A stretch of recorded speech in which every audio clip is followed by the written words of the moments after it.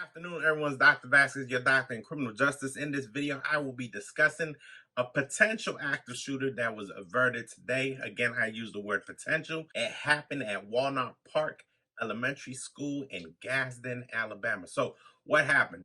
Today at that elementary school, there was a suspicious person that was trying to get into the building, trying to get into the school, trying to get into the infrastructure. Someone that was driving by called this individual in.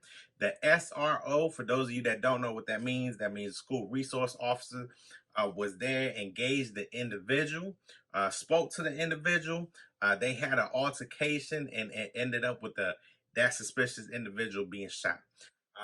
Again, we're still, fresh from the Uvalde shooting. So there's a couple of things I want to discuss.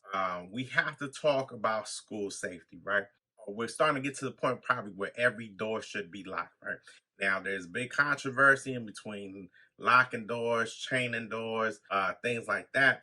I want to know what you think. Do you think we should have a school resource officer for every elementary school, for every middle school, for every high school? Should we have two, right?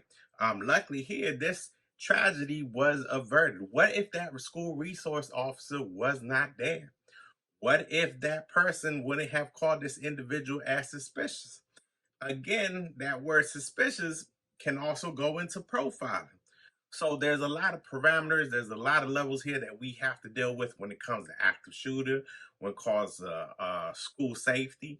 Something else that I want to discuss is the response time. We know within the first couple of seconds of an active shooter, those are the most deadliest times of that incident, right? Luckily, this was averted. From what I know, the individual did not even make it into the actual building, and they were able to neutralize him outside in front of the building. So, what would have happened if that individual would have gained access? Again, going back to the Uvalde shooting, that individual started shooting outside and made his way inside of the building. Here, we could identify this as layers in defense.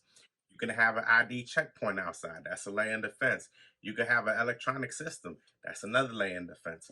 You can have a patrol vehicle outside. That's another layer of defense. And you just keep adding layers and layers of defense. But then my question to you is, at what point do we stop adding layers of defense that it doesn't feel like in the elementary school anymore? Let me know what you think. Thank you so much.